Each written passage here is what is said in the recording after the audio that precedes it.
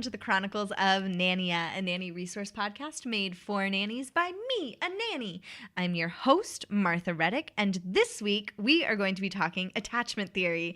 And I'm so excited because Katie Leineke is back. Hello, Katie. Hello, Martha. How are you? I'm so good. Good. I'm so glad that you're here. Me too. I'm securely attached to you, so I'm securely attached to you as well. So I'm excited to be here for this attachment podcast. It's going to be great. Yeah, I think so too. Really quickly, let's just hear a little bit about your background for anyone that doesn't know you. I wonder if I can do this in the shortest amount of sentences. Was a nanny, still am a nanny for 8-9 years now. Mm. Have been a teacher for 3 years, as well as nannying and house managing. Wow. And I love it. I think that was a record. How many words did I use? Please count up. Next time I will try to use less. Katie has been on the podcast many, many times. If you haven't listened to her episodes, I would highly suggest going back and listening to all of them. But first, listen to this one about attachment theory. Finish listening to this one. Great. So in doing research for this, well, one of the reasons that I wanted to do this episode is because I am now back in grad school. Yeah. To become a family counselor. And I had to write a paper about my theory of counseling that combined a bunch of different theories. Mm-hmm. And to do that, our professor asked us to write our theory of like how people are in the world and where human problems come from, and how we think they could fix them using no terminology from the textbook. Sure. Just like in the most basic terms, how do we think humans work? Sure. And she read mine and she was like, "Oh, you're attachment theory." Yeah. And I was like, "Oh, that makes sense." Especially since I work with children. Yeah. And so I wrote this paper about attachment theory and some other theories. Yeah. But so I got to do a lot of research, and then I re-researched. You notice how she said "got to"? Like she was lucky enough to be. And then I got to do a lot of research. I know I did, though. There's one journal article that I didn't get to read on feminism and attachment theory that saving it for later. Special treat. Well, I can only read it in the library, so I got to put some time aside to go sit down in the library, worth it. Or copy it in the library. But I just have to mark out some schedule. Yeah. I'm securely attached to libraries. She is. I really am. Deeply, deeply is. Great. So attachment as a concept, because we need to start from there, is a deep emotional bond that makes you want to be with another person. Yeah. So our whole being as humans is kind of based around attachment. Yeah. We need each other. Absolutely. I also saw something to build on your definition that mentioned basically what you just said, but it also added across time and space. So it doesn't matter how far away or how long it's been, you can still be securely attached to a person who's far away from you. And I thought I was like, ooh, across time and space. I like that. Yeah, it feels really kind of new agey, but it's not, because it's from like the 60s and the I think the 80s after that. But yeah, I thought that was really interesting. That is, but I mean that makes sense. Like those friends that you have that you don't necessarily talk to often, but when you do, you kind of pick right back up. Yeah. I would say you're probably securely attached. Absolutely. To those friends. Didn't they find something? So the reason I'm on this podcast is because I obsessively talk about attachment theory, and I don't know as much as Martha, but I'm here as a fangirl because I talk to Martha about attachment theory all the time. But you also you studied it in school. Yes, I love it. I studied it. I also love listening to podcasts about it. So I'm like super nerd. Although Martha knows more than me, I will definitely. She's really the guest on this week's podcast, and I'll be the interviewer. I love it. She just allowed me to do this so I could learn more. But I saw something that was talking about attachment, and it's not actually about the amount of time you spend together, but the amount of responsiveness and how sensitive you are at accurately reading, at least with babies. Right. The attachment is how accurately you read their needs, right? And what their signs mean. Yeah. And they trust you then that you're going to respond to whatever it is they want or desire or are feeling. Yeah. And so it's kind of true of adults as well. Like that long distance friendship, if you trust that person, that they can respond to your needs appropriately and what you're looking for and what you're needing for comfort or advice or whatever it is you're looking for, it makes sense that time can elapse and it's not about the amount of time you spend together. Yeah, I think that's totally true because there are certainly friends. I'm thinking of one in particular. She and I have literally never lived in the same state. Oh man, yeah. But I know that I could call her and she would, talk me through something if I was in emotional distress. Yeah. And so, hey Jenna, love you, girl. Shout out. Hashtag Jenna for life. Yeah. She does listen to the podcast. Good, so. Jenna. We're shouting you out. So this was originally researched and developed by John Bowlby, which I really like his name, and Mary Ainsworth. Mm-hmm. And Mary Ainsworth actually also studied primates when she was developing this theory. Yeah. So this kind of goes to a primal need in us. Like a sort of your... sometimes they call it like lizard brain, like your basically subconscious, what's going on down there. Yeah. And your emotional needs and all that. Yeah. And Alice Miller, who also writes about attachment theory quite a bit, she talks about that. Yeah. The mammalian brain of, Yeah. And her definition of subconscious is that idea of it's the things that you don't actively think about but are influencing you. Yeah. My roommate said the other day, she was like, she read a quote that said, your conscious mind is a cork floating in an ocean and the ocean is your subconscious mind. And I was like, that sounds true to me. Yeah. Mary Ainsworth, she did an experiment. Did you, about the Strange Room, I think it was called? Yeah. Where a parent and a baby were in the room together. And then a stranger would come in, and when the baby was engaged with the stranger, the parent would leave without the baby noticing, and then they would study what the babies would do, right? Mm-hmm. And that's how they developed her types, her attachment types? Yes, that's exactly. So it was called the Strange Situation. Strange Situation. Yeah. I was like, Strange Room? This does not sound correct. Stranger Things. And so, so first they would study they would get a baseline of just the baby and the mom, and they would give them, I think, 3. Did it have to be a mom? Was it always a mom? It was done in the 70s, right? Yeah. So and in the research they talked about that it doesn't have to be a mom to form secure attachment, but in the beginning of this study it was almost always a mom, and the stranger was always a woman. Yeah. So just keeping that in your brain as we talk about this. Yeah. They would get a baseline. So I think they had 3 different toys in the room too, kind of basic toys, and they would watch the mom and the child play together, the baby. Yeah. And then the stranger would come into the room with the mom still present, and then the mom would leave and the baby would be left alone with the stranger, and then they also did the baby all alone. I don't think that was like a constant flow. I think that was that'd be interesting to see. I think maybe they did it both ways, but there were 4 different ways that they watched, and then the mom baby eventually comes back in, right? And they timed how long it took for the baby to calm down if the baby did become upset when the mom left with the stranger or when the baby was by itself, because usually babies after a while will get upset if they're by themselves. Where is everybody? It's a scary I'm the world. only person left in this life. That doesn't feel good. Especially if they don't have object permanence yet. Yes. Yeah. Exactly. That's a real scary thing. That's super scary. And I read this thing the other day that was like,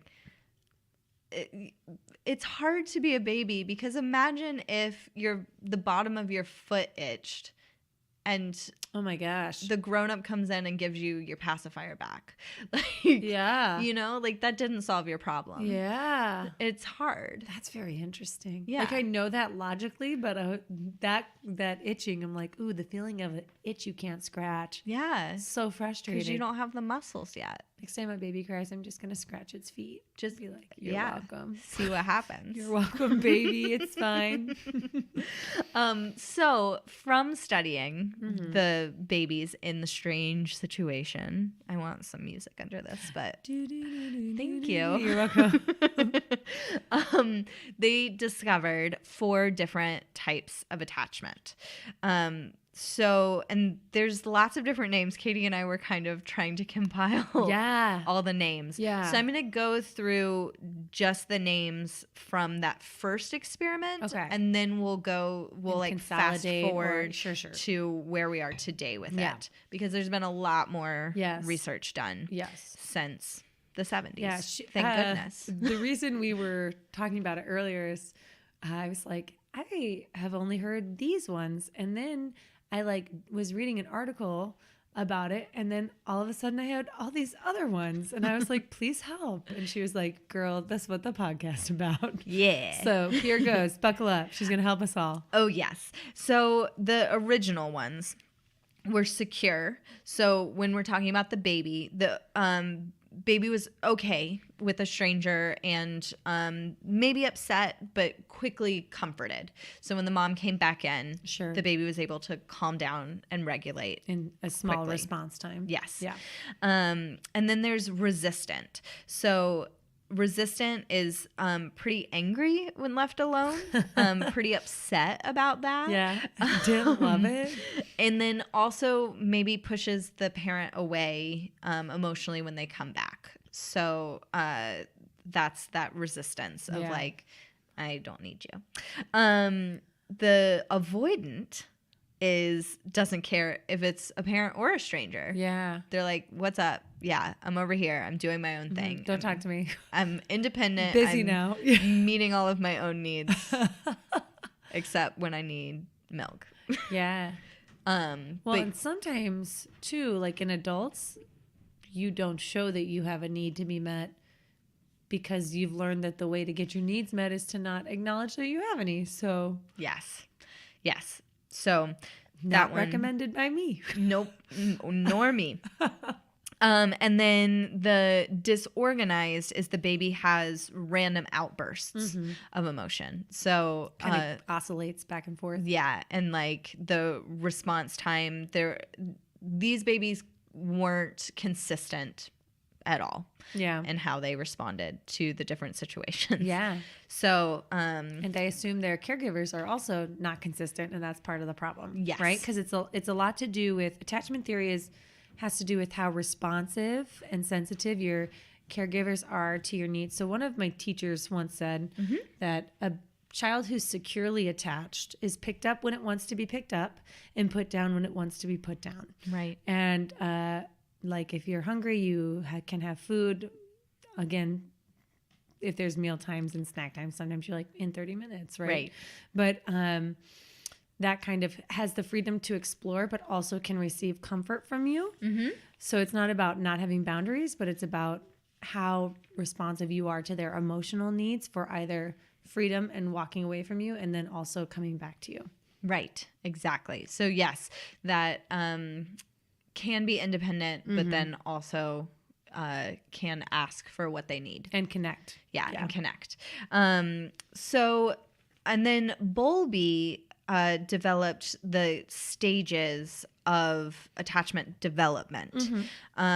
So he originally said that there was a time in infancy where you are pre-attachment. Science has brought this into question now, so let's not talk about that one. Let's move on to his second one. We're gonna skip right over that one, that controversial hot topic. We don't want to be a part of it. Nope, I don't want anything to do with it, except that I said it. So then there's infancy, so birth to around 6 months. The a baby can recognize who the caregivers are. Mm-hmm. So they know when a caregiver is in the room versus a stranger. Sure. Do they orient themselves to that? Like, so I know that part of attachment is like social referencing of your someone that you're attached to see what they should be responding as or like. But I'm curious if that's like, does a baby look more at a primary caregiver or someone they're attached to? I believe they do. Yeah. And I think also there's something about, and this I did not research, but I think there's something about like a baby recognizes their mother's face before anybody else. Yeah. Which makes sense. Yeah. Because you memorized it. Yeah. They were like, this one's important. Well, also like breastfeeding, you're looking up at your mom's face Sure. you know. Yeah. And And even bonding. if you don't breastfeed, if you're giving a bottle. Bottles. Feeding still. times are Yeah. great for intimacy. Sure. The babies know who their caregivers are, but they're also okay with strangers. Mm-hmm. And that's from about birth to 6 months. Now, every baby's different, so these timelines are going to be different for different kids. Sure. But about. And then at 6 months, they get that clear-cut attachment. And so that's when a baby starts showing separation anxiety. Sure. Which if Kinda- you've worked with infants Yeah. and you're like suddenly like, wait, why are you I upset? don't understand why we're not friends anymore. Yeah. Yeah. And so that is about 6 months to 2 years. Mm-hmm. And not to say that for the whole time of 6 months to 2 years, a baby isn't going to trust you, because you become, as a nanny, you become a primary caregiver. Sure. And they securely attach to you. You can have multiple secure attachments. In fact, they say that most toddlers at 18 months have multiple, actually, I think even like 10 months, they have multiple secure attachments. Yeah. Yeah.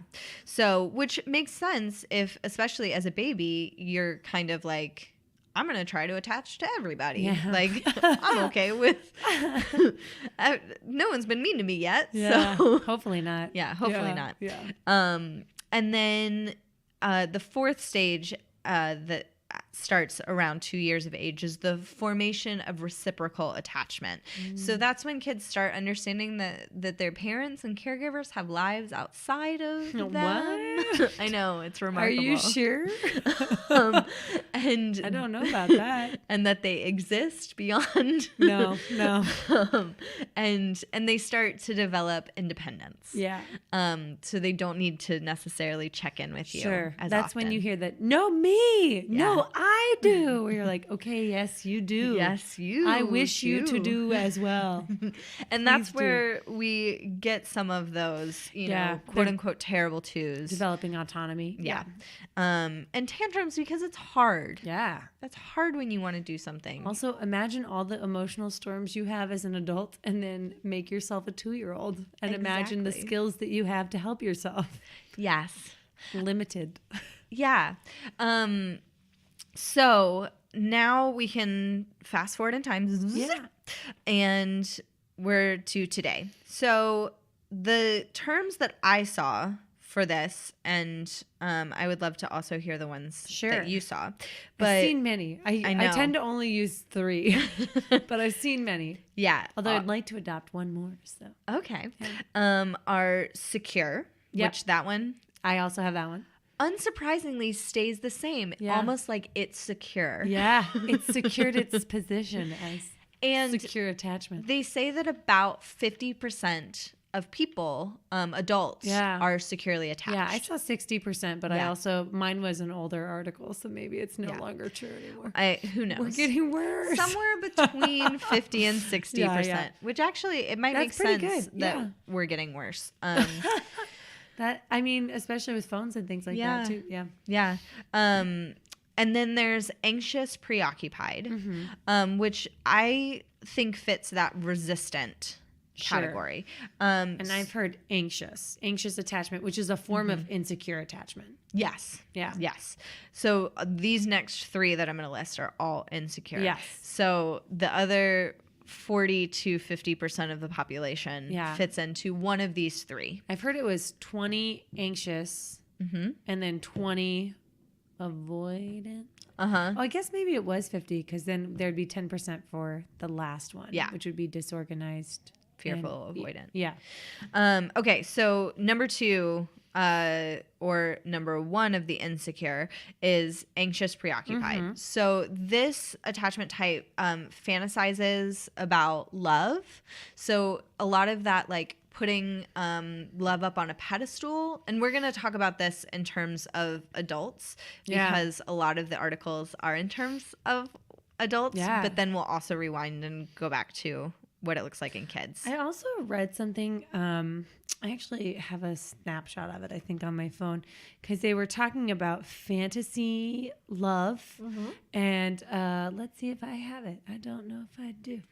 Fantasy love, it basically like you have a set series of rituals and you're not actually engaging in the intimacy that it is to be loved and to say, hey, I'm really sad today. But you're like, and we go here together. You have like traditions instead of honest, vulnerable, different everyday connection. Yeah. And I thought that was an interesting point. Like that's is. a way to be avoidant, right? Mm-hmm. Yeah, for sure. Or like anxious, I guess, too, both. Yeah. Because anxious, you need to perform the ritual to make yourself feel comforted. Right. Yeah. Yeah. And this type also misinterprets turbulent relationships as passionate relationships.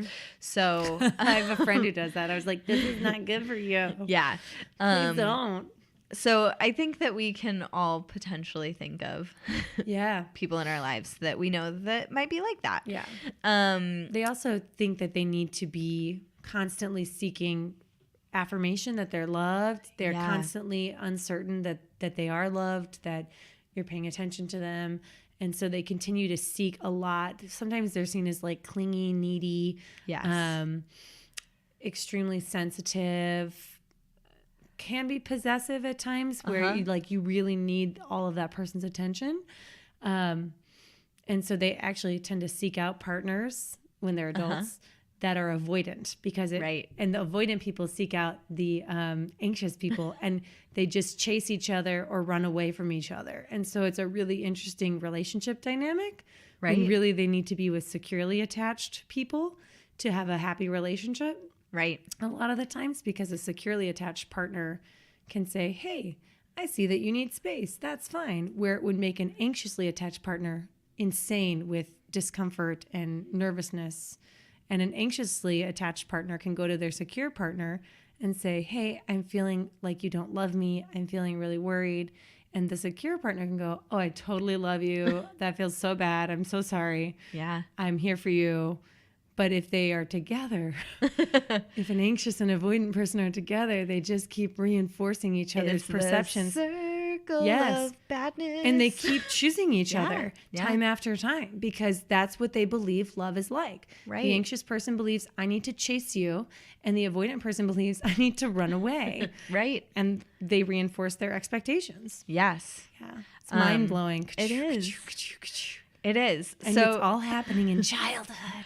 Right. That's the thing. I know. But for anyone listening that's like, ruh-roh, I'm hearing this and I'm now worried. Don't be. Because your attachment style can change. Yeah, science says so. Science says so. And they also now believe that it's not necessarily for camps, that it's a spectrum. Yeah, I believe that. So from secure to fearful, avoidant, which we'll get to. They say, what I've heard before about how you can change your attachment style is basically having a long-term relationship or either a friendship or a romantic relationship or whatever. Or mentor-mentee. Yeah, that's a secure attachment. And that basically they respond to your needs. Like if you need space, they give you space. If you need comfort, they give you comfort. And over the course of that long-term relationship, romantic or not, you can turn your attachment style to secure. Yes. So is there any other way that you know of that you've been studying so far, or is it just... No. And in fact, I watched a video, a TED Talk, about a woman who adopted a child from Hong Kong. And she was talking about when her child first came, she the child really struggled, and it was an infant. Yeah. Her daughter was an infant, and she really struggled. And so this mom did a bunch of research and now is giving TED Talks. Yeah. Because she really wanted to figure out how to help her daughter. Sure. And it just takes one significant caregiver for a child. Yeah. Securely attached caregiver. Yeah. And like we have been saying, securely attached has a lot to do with responding to the emotional needs. And helping a child. Responding appropriately. Yes. to the emotional need presented. Yes, exactly. And helping a child sit in their emotions. Yeah. Which we've talked about on many different episodes. Time after time. Time after time. So let's continue through these, and then we'll talk about how to help Sure. make sure that the kids that you nanny are forming secure attachments. Absolutely. Okay, so that anxious preoccupied. So before we started recording, I was like, Katie, let's try to think of Disney characters because this is a nanny podcast and we don't have to make it dry, although I think this is really fun. Yeah. But I'm offended that you guys think this is dry. But I also remember things better if I can put characters She's spicing it up for you. Spicing it up. And so, so for secure, we came up with Aurora. Yeah. Sleeping Beauty is securely attached to her fairy godmothers. Yeah. Flora, Fauna, and Merryweather. Yes. I was like, wait, was not prepared. She is willing to explore because they are there to help her. It's been a long time since I've seen Sleeping Beauty. She's willing to explore. She goes out into the woods. She gathers things. She comes meets back. so many animal she friends. She can talk to them about things that are going on with her. So she exhibits both coming to them to meet her needs and being free to go out and explore, feeling confident. Yes. And then we also said Wally and the cockroach. Yes, the cockroaches. Well, maybe the cockroach is anxiously attached. That's true. But Wally is securely attached. I don't know. I'll have to think about that. Yeah. And then we also thought that it would be fun to talk about these in terms of the movie Frozen. Yeah. Because there are 4 main characters. I mean, there's lots of characters. Yeah, but 4 main characters, and they all pretty well represent each attachment style. So Kristoff is actually securely attached to his troll family and to Sven, his reindeer. Yeah. And so that attachment where he can leave the trolls and go out and explore, but when he has a problem, he goes back to them. Yeah. And you see him doing it in his romantic relationship too. He's securely attached, so he lets Anna go to who she thinks she needs to go to. Yeah. AKA, spoiler alert, Hans. Yeah, if you haven't seen Frozen. What are you even doing right now on this nanny podcast? Yeah, I don't know how you've escaped. You at least know who the characters are, yes. I'm sure. And I bet you know that one of them is a bad guy. And we'll get to him. So then if we go back to anxious, preoccupied, I said I think Belle is a bit anxious, preoccupied. She does fantasize about what love is. She's, super into her books. And she also pretty consistently is looking for people to save. Sure. And I would argue that she misinterprets a turbulent relationship as passion. I'm shocked to hear you say that. I know. I can't even understand why you would say that. But then I also think Anna is definitely, she's actually a really good example of a childhood trauma turning into. And an avoidant attachment to her sister. Her sister's avoidant, so she's anxious. Yes. Because she's chasing after her, literally. She wants to build a snowman. We've all heard the song. And her sister does not come out and build a snowman with her and make an emotional connection. Yeah. Her sister says, go away, Anna. Exactly. And then she goes, okay, bye. We've all heard it. Yep, we have. Which brings us to dismissive avoidant or just avoidant, which is emotionally distant and avoids true intimacy. So a lot of times this type will do a lot of the more shallow things of a relationship, but they like to sit, like go through the motions. Yeah, they'll go through the motions of the relationship, but to really sit with a partner and be involved and engaged, is difficult for them.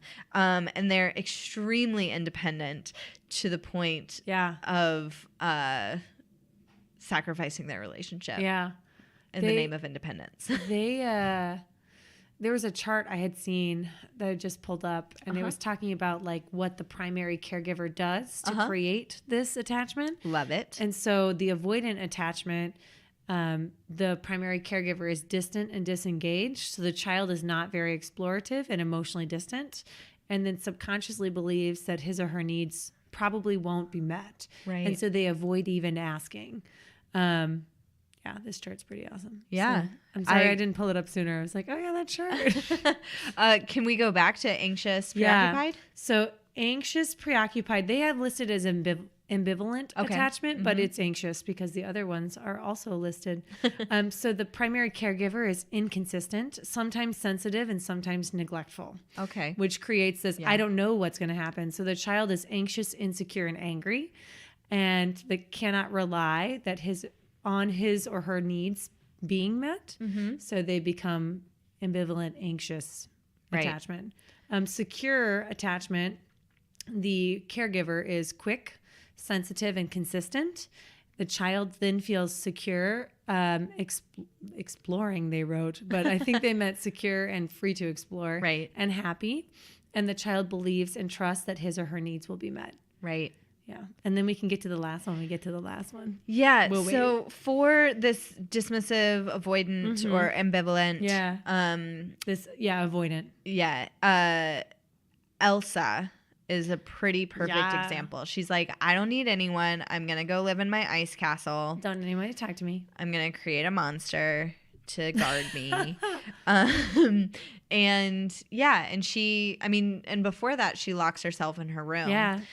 Because she's afraid, basically. Because she's afraid of her needs that she wants met, but she's afraid that she won't get them met or won't get them met safely. So she's shutting them down. And a lot of that has to do with her parents saying you can't tell anyone about this. Yeah. And then also that she harmed her sister, and that was handled. It was handled very poorly. Yeah. And then her parents pass away, and so she never gets more guidance. Yeah, she doesn't get a chance to reattach. Yes, exactly. Yeah. Also, I will say Han Solo. Han Solo is saying to Martha before, it's like, if we're going to include the newly acquired Disney films such as Star Wars, Han Solo would be an excellent avoidant attachment. Agreed. So Elsa, Han Solo. I bet we can think of a lot of that type in Disney. But then there's what do you think about for dismissive avoidant King Triton? As in he's dismissive and avoidant? Yeah. I think he doesn't want to hear out his daughter's real need and want in the beginning. Yeah. I think he loves her, but is also afraid to hear what's truly going on with her. Yeah. That's interesting. I have to think about that more. She goes to land. She does. She's like, avoid him. To seek out a partner. Yeah, to seek out a partner. Yeah. That's to be one might debated. Say she chases him down. Yes, but gives she up might her be voice. Anxiously attached. I think she is. Yeah. For sure. Yes, I think she fits into that category quite nicely. And that brings me to the point really quickly before we talk about the last category that I believe a lot of parents that potentially end up creating these or helping to create these attachment styles love their children. Of course. Yeah.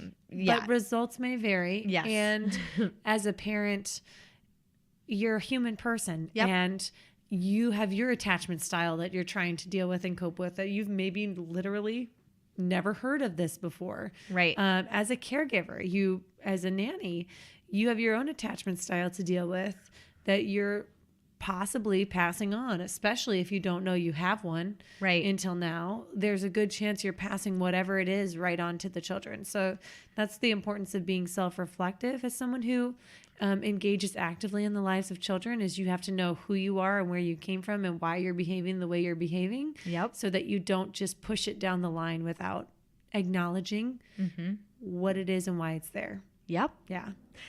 Excellent. Get rid of those traits that don't serve you anymore, friends. All those coping habits. Yes, because For real. and also honor that they did serve you, and then move on and work to become the best version of yourself. Yeah, because there are probably many things that you did as a child that helped you in the environment you were living in that you no longer need. So it's okay to shed them. It's the tidying up. Marie Kondo. I was Take thinking it in about your that. hand, say thank you, and then let it go. Yes. Yeah. Exactly. Or see a trained therapist who can help you let it go. Yes. Also effective. I think that's the best route. Yes.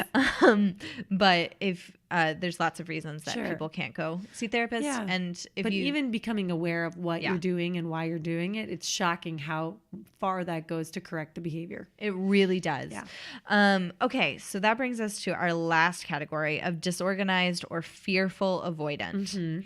And so It's a whole mess of feelings in that one. yeah. This type fears both being too close or too distant. Yeah. They face inner conflict between wanting intimacy but not trusting it. Sure. So this type can, be told they could go to their partner potentially and be, say, I'm feeling anxious about this, and their partner can say all the right things and they still might not trust it because there's a lot going on here. Yeah. And they also experience many highs and lows. Yeah.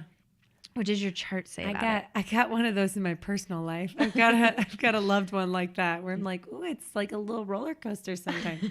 But actually, our friendship has helped. I've seen that person grow into a more trusting and emotionally open individual. So that's pretty cool. Yeah. My chart, push up my glasses. My chart for disorganized attachment says the primary caregiver, I think this is really interesting, is extreme, frightened, frightening, and passive. So it's like these massive swings back and forth, right? Like the primary caregiver is frightened and frightening for the child. And the primary caregiver is both extreme and totally passive. And it's like, no wonder this child is feeling this way. So the child is depressed, passive, angry, and non-responsive.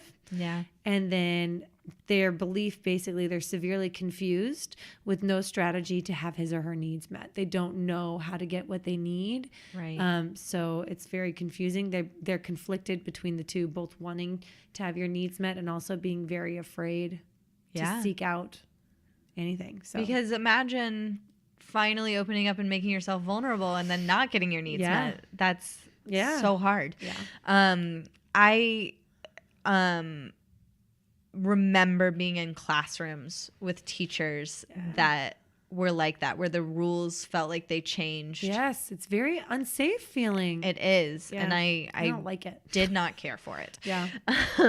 So we said that the evil stepmom from Cinderella is this style. Yeah, she shows it to Cinderella. Yes, And for sure. especially if you watch Ever After. That's like really like she both Up a wants to be notch. close to Danielle and also is afraid of becoming attached to her. Yeah. And so she's mean to her, and then one moment she's very tender, and then she goes back to being very aggressive and demanding, and then it's really a fascinating, fantastic performance as a side note. What's that actress's name? Not Angela. Lansbury? No. I love her though. what's her name? Yep, I can see her face. She's got the beautiful dark hair. Angela. Oh my gosh. Langston? No. I mean that feels Angelica Houston? No. Angelica. Somebody's screaming it in their car I right know. now. Don't be mad. We're sorry. Katie's Angela. looking it up. I'm trying. Okay, while you look that Okay. up, She's an award winner. Yeah. She's a brilliant She's actress. got like 3 names though. It's like something. That's helpful, right? But Angelica, I'm pretty sure, is one of them. Yeah. Okay, well, while you look that I'm up, trying so hard, you guys. I'm going to say that Hans is probably this category, though it's hard to say because his motivation is not to seek attachment. It is Angelica Huston. I was like, wait a second. Sorry. Angelica Huston. I don't understand that. Why that's... Yeah. How is it spelled? Huston. Angelica Huston. She's awesome. Interesting. She is awesome. Okay, sorry.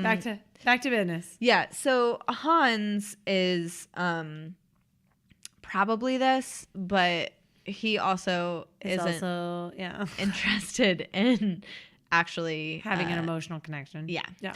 So, but it's he's using to those tactics. Yes. Yeah. And does kind of swing around wildly because he wants to finish each other's sandwiches, and then he wants to not help her. Wants her to go off into the frozen tundra never by come herself. Back. Yeah. So those are the attachment styles. So now going back to nannying. Yes. So I was watching a video earlier that was talking about when a child before they are verbal is different than after they are verbal.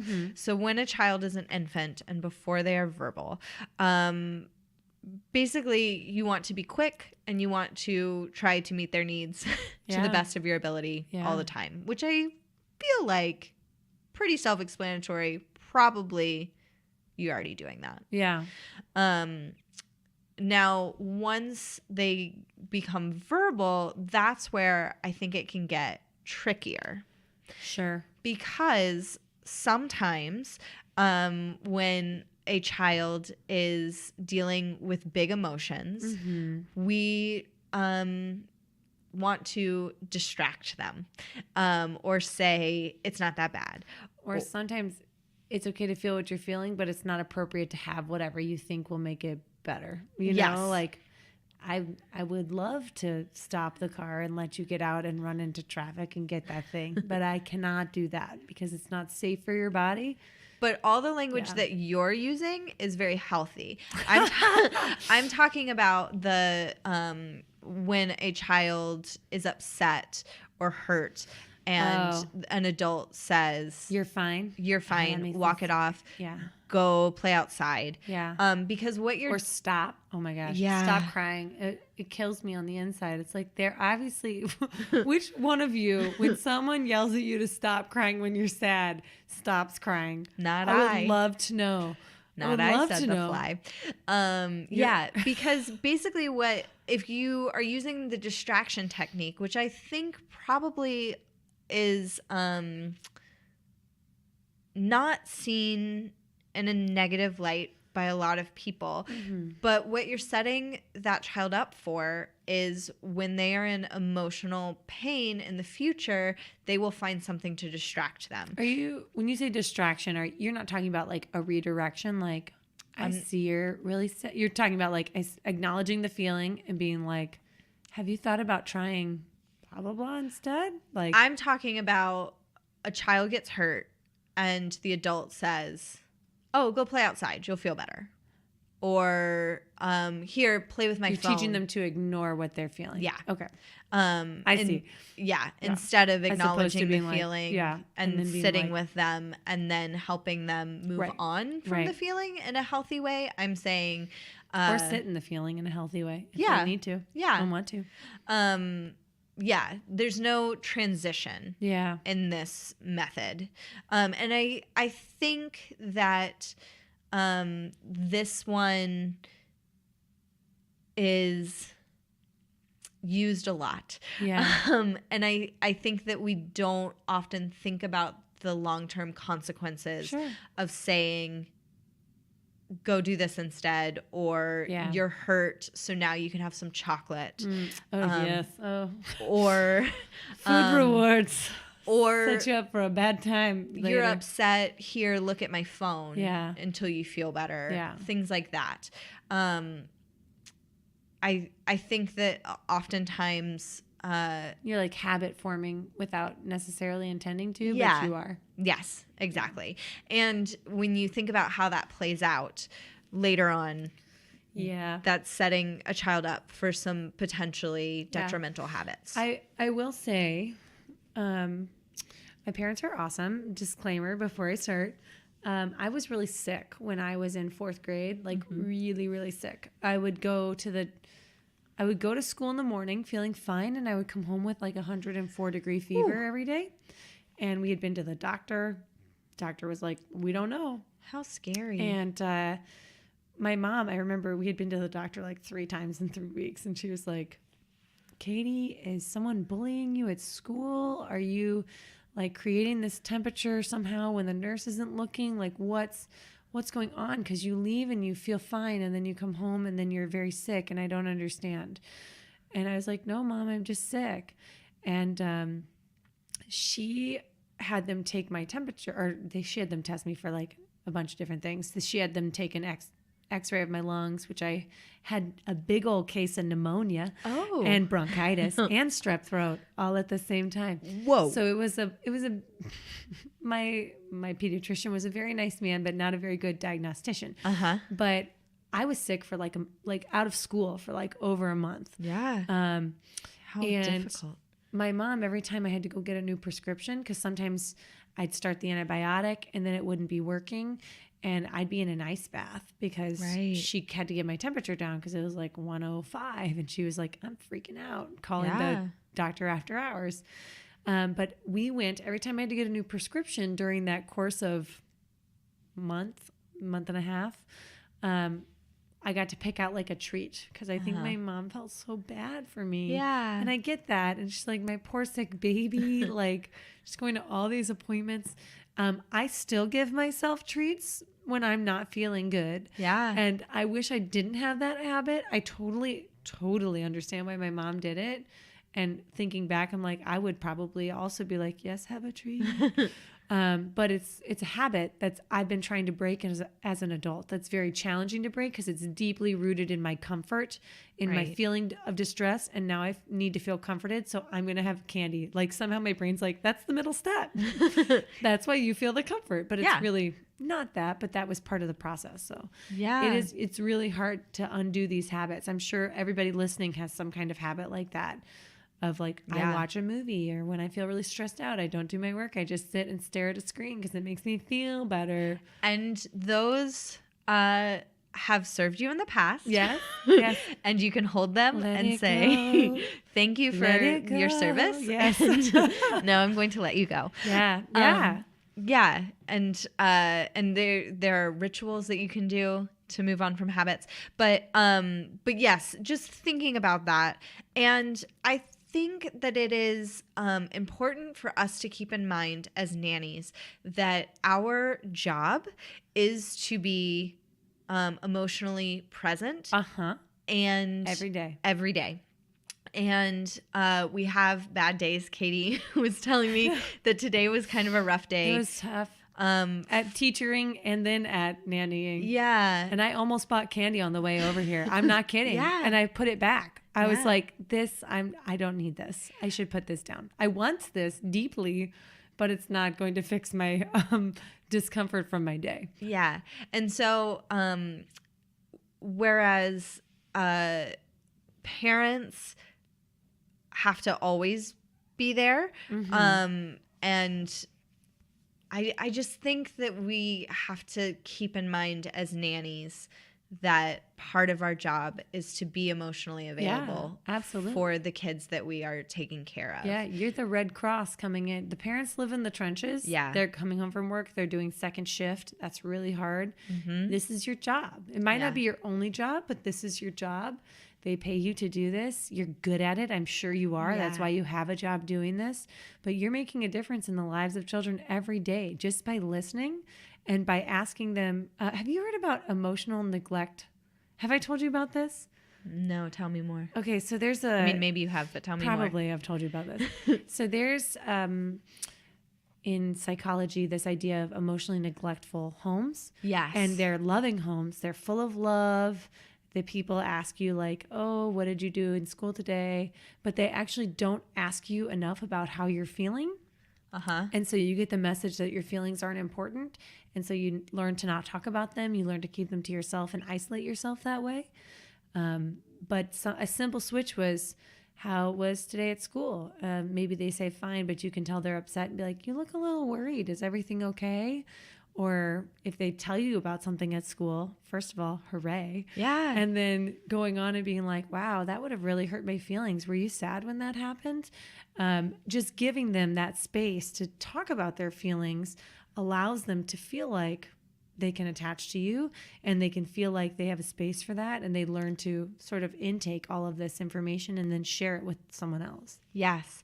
And in the video that I was watching that talked about the sort of dangers of distraction as a method, it talked about the importance of, if a child is feeling a big emotion, to get down on their level. And we've talked about that a bunch, that's super important, to be down on their level and really engaging with them. So a healthy way to help them transition to moving on would be to check in with them, to help them put a name to what they're feeling, because they are verbal, but they don't have all of the vocabulary in the world.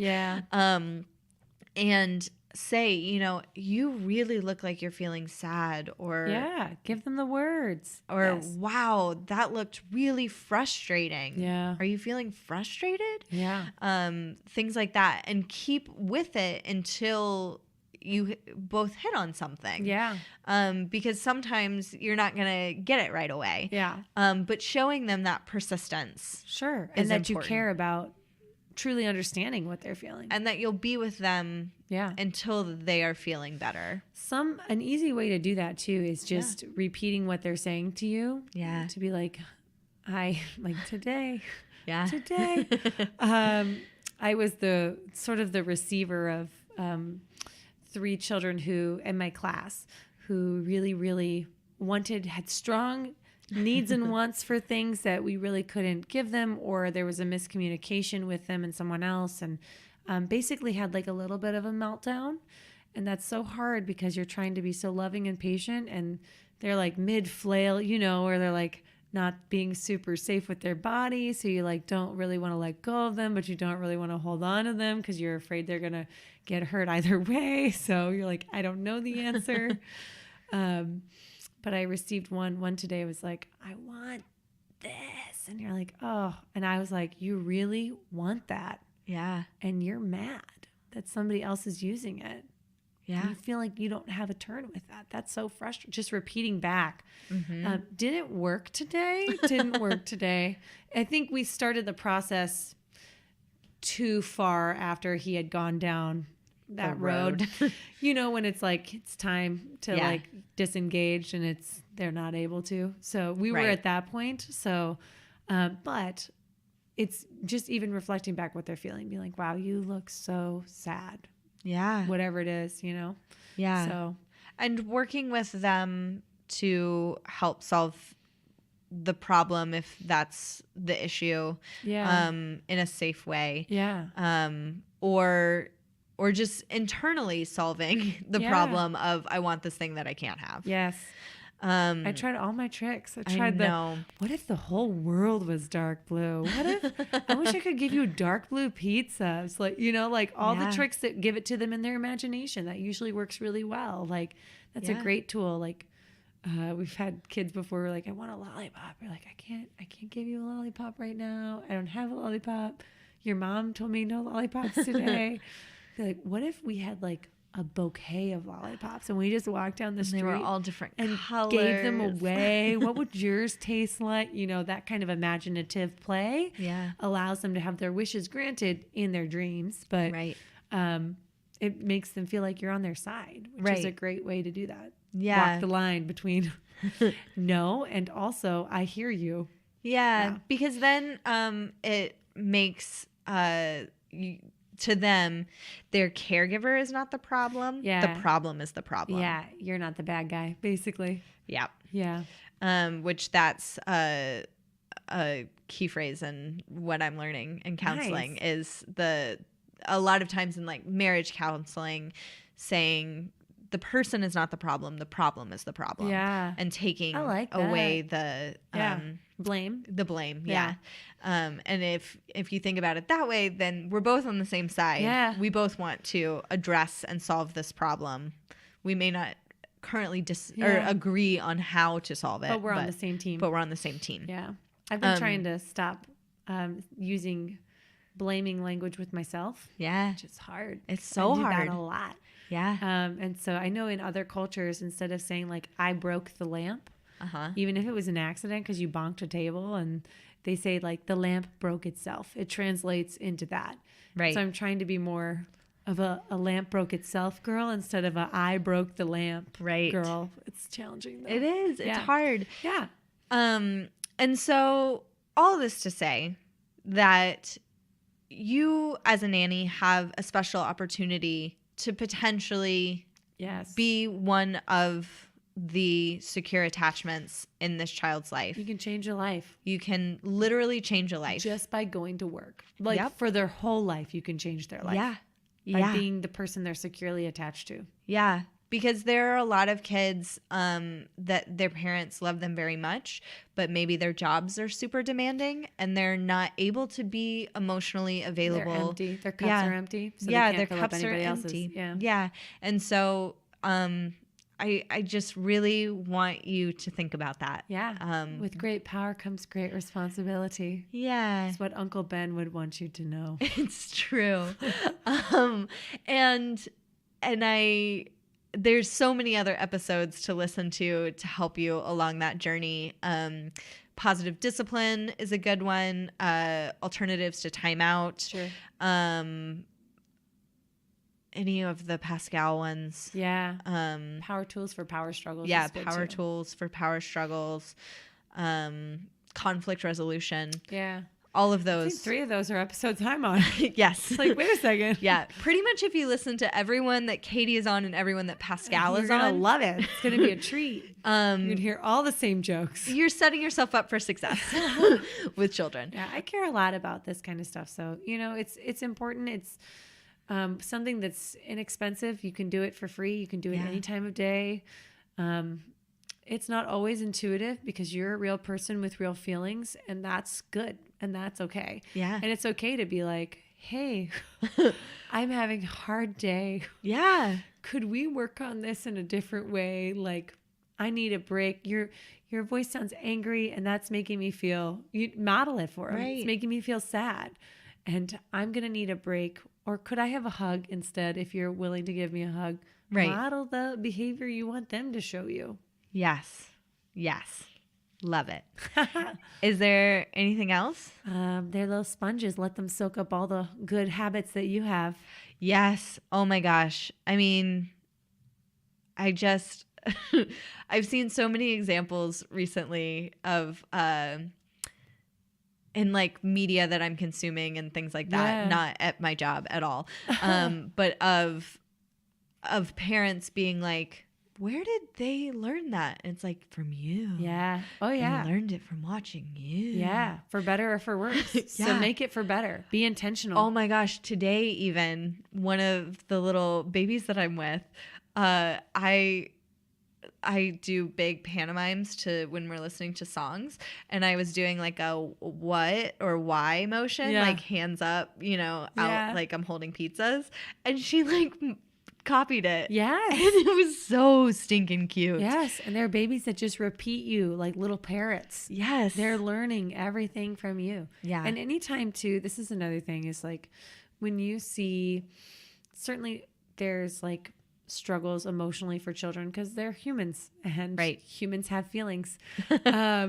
But when you see any kind of, I feel like there are phrases that I hear in my classroom. Yeah. And either my co-teacher or a teaching assistant might hear it, or a director might hear it.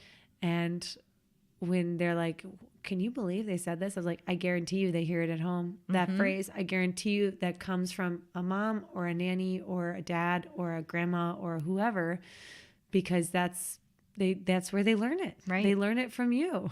Yep. So it's both scary and humbling and a wonderful opportunity. Yes. So Use it wisely. Yeah. Now that you know better, do better. Yeah. I'm going to see how many quotes I can put in there from musicals and movies. Don't throw away your shot. Yeah. Wonderful. Something to keep in mind as you're listening is one of the ways that you could help this podcast is by going on iTunes and reviewing it. That gets us, like, algorithm wise, I don't super understand it, but writing a review is the best way. Yeah, the comments help. Yeah, the comments really help get it higher in search engines and stuff. Yeah. This is what my boyfriend does and I don't understand it. Facebook comments make a post more popular. So the more comments as opposed to likes, I was like, that is crazy. I know. So if you're listening to this and you're gaining from this and you enjoy it, a simple way to help me is to comment and review and subscribe. It would help her be securely attached. It would. It would help. Your warm, sensitive, consistent response will help her. Yes. Yes, and quick response will help. Yes. It'll help the attachment. So, and then also check out Facebook and Instagram, and I don't really mess with Twitter anymore, so do whatever you want. But I'm going to get that chart from Katie and put it up. So check there for lots of stuff. I also post lots of fun articles and things that just cross my Facebook feed that I find interesting. Yeah. On the Chronicles of Narnia. She really does. Yeah. It's fun. I learned a lot. Yeah, I love it. Because I have become friends with so many awesome people. And you're super engaged in all the nanny communities. So there are lots of resources on your page, which I find very helpful. Yeah. Things that other people are posting that you're like, oh, I saw this amazing article or opportunity, and it's fun to see that. So yeah, I try to curate. Yeah, and I'm in several nanny groups, and some of them are still new to me. I'm like, oh, I haven't seen that yet. So yeah, because sometimes they can be so overwhelming. What? I know, right? A bunch of humans talking on a forum is too much. Where you can't see each other's faces. That's crazy to me. And there's no consequences for your words, or very few consequences. There are always consequences for your words. You just might be removed from them. Yes. So we end each episode. Some very serious mom talk from me, everyone. Yes. Go to your room. Go to your room. We're all like, I would like think to. about what you've done. I would love to go to my room. Or maybe it's the beginning of the day and you got a long time till you get to go to your room. That's a bummer. But maybe you love your job. And you do. You can. There's room for both, Martha. Yeah, you can also wish to go to your room and love your job. Multitudes. I wish my job happened in my room, but it doesn't. I love this. Okay, so we end each episode with a fun, uplifting story or quote from kids. And I have one because this was like one of the best things that happened all month. So I was doing a nighttime babysit for two girls that they were actually on the podcast. Yeah. And we didn't watch it that night, but we had recently watched The Emperor's New Groove, and we were talking about the movie, and I was talking about that monologue that Ysaima does. I think her name's Ysaima. Yeah. that she Turn him does. into a flea. Yeah, I know what I'll do. I'll turn him into a flea, and then I'll put that flea inside of a box, and then I'll put that box inside of another box, and then I'll mail it to myself, and then I'll smash it with a hammer. I love it. Yes, I love that. Brilliant, I tell you. And so we were kind of like doing that monologue to each other because they've seen it. Yeah, they've seen it, and they're super into acting right now. And so we were talking about how fun that would be to do on an audition because one of them has an audition coming up. And then the younger girl said, "Would you go to jail if you turned someone into a flea?"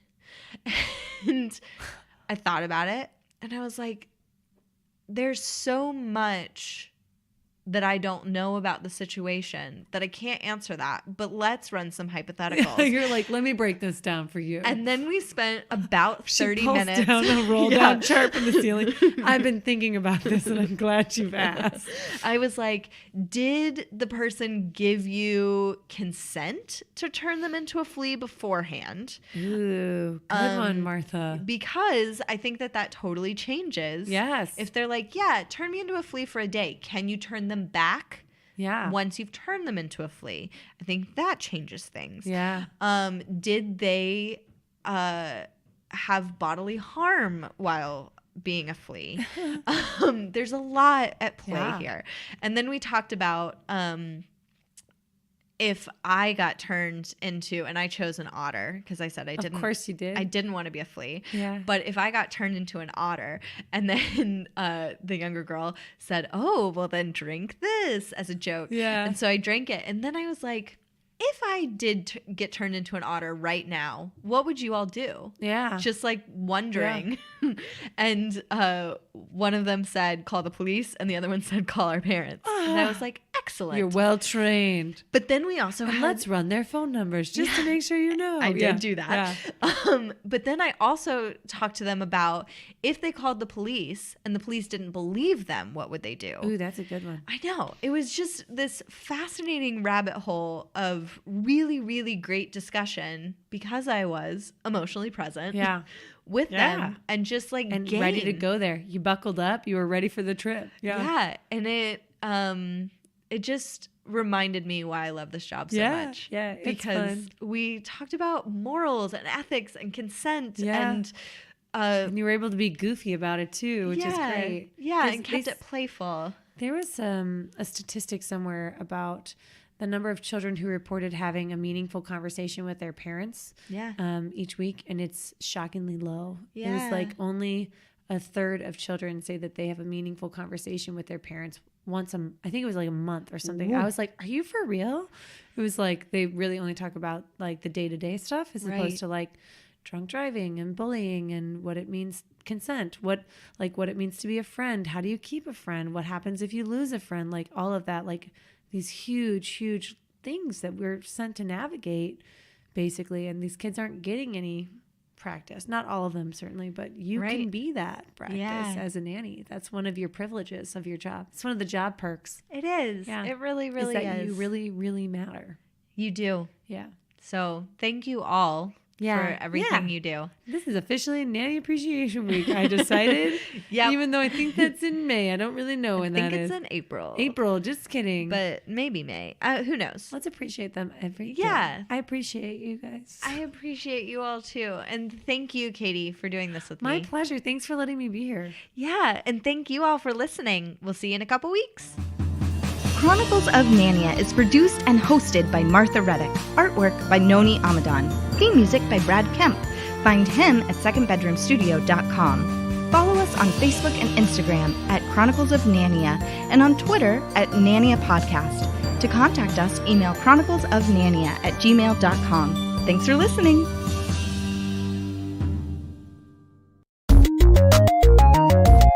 This show has been brought to you by Machine Culture.